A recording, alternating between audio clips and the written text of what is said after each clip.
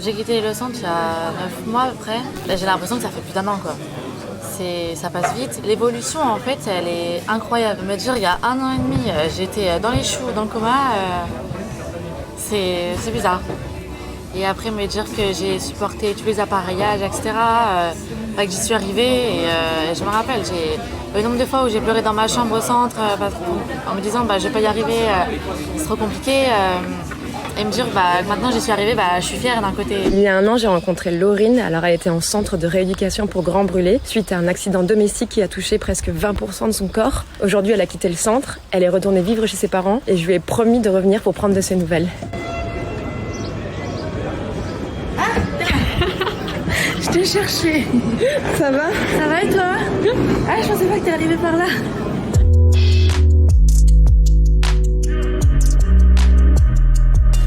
Moi, la dernière fois que je t'ai vu, t'avais des compressifs autour du cou, autour des bras, t'avais des mitaines. Là, aujourd'hui, tu les portes plus. T'en es où de ta convalescence? Et du coup, c'est fini. Enfin, je suis trop contente. J'ai mis 3-4 mois à voir, me dévoiler, à découvrir mon corps en entier parce que à ce moment-là, j'avais encore le corps de la Laurine d'avant. Quand on s'est rencontrés il y a 1 an, tu parlais de l'ancienne Laurine et de la nouvelle Laurine. Est-ce que tu parles toujours de toi comme ça aujourd'hui? Un petit peu. Après, je sais que sur les réseaux, des fois, il y a des memories. Il y a 1 an, 2 ans, 3 ans. Et je regarde toujours, je sais, ça me manque, mais c'est la vie, c'est passé, maintenant, faut que j'aille de l'avant.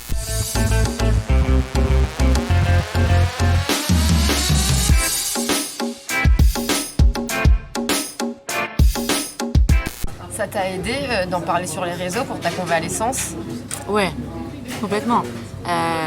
Après, c'est ma thérapie. Chaque personne après son accident a une thérapie différente. Oh my god!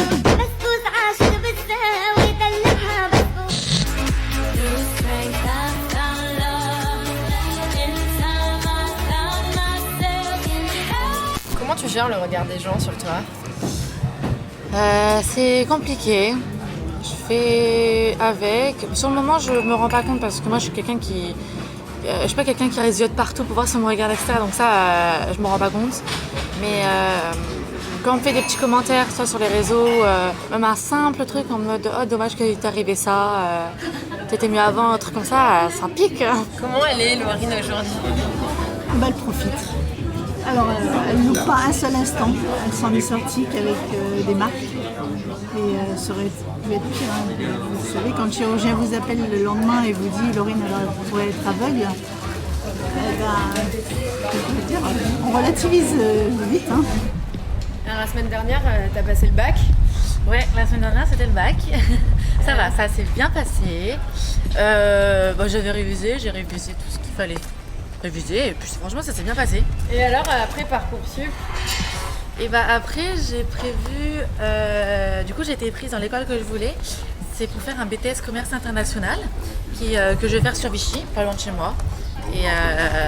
Et du coup je commence dès septembre. Est-ce que tu vas te trouver un job à côté? Peut-être à l'été prochain.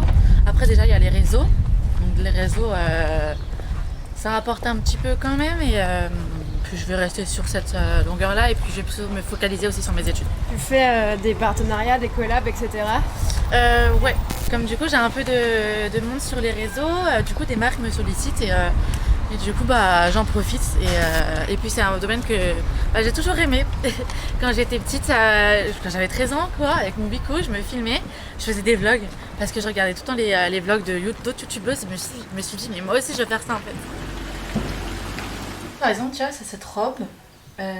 Cette robe-là, je l'ai reçue avec une collab.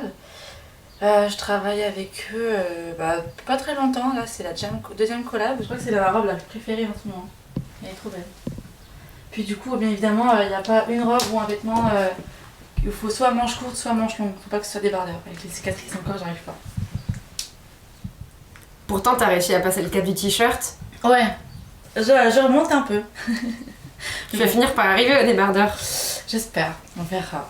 Peut-être après les chirurgies, on verra. C'est juste ton torse qui te complexe aujourd'hui? Ouais, le torse et le bidou, le ventre. Parce que j'ai une bande comme j'avais un crop top le jour de l'accident et un jogging, bah, la différence en fait ça a brûlé, enfin j'ai des cicatrices du coup et ça fait comme une barre comme ça. Alors là je suis avec une copine à moi qui s'appelle Léa et là on va aller dans un parc prendre des photos pour les réseaux. Vous connaissez depuis combien de temps? Et ben Un an. C'était la première vidéo de Brut. Je me suis dit, mais je l'ai déjà vu quelque part. Et puis du coup, il s'est fait que j'ai envoyé un petit message et puis on s'est rapprochés comme ça. Comment tu l'as abordé? Déjà, je me suis dit, je vais pas lui envoyer un message comme tout le monde.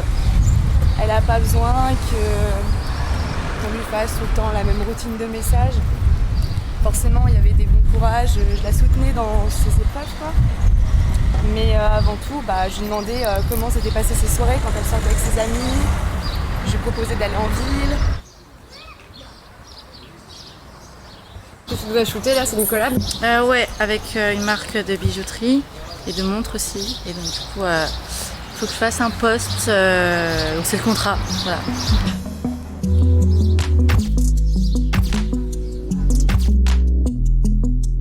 Moi je me suis vue avant l'accident et après l'accident avec du coup un corps différent.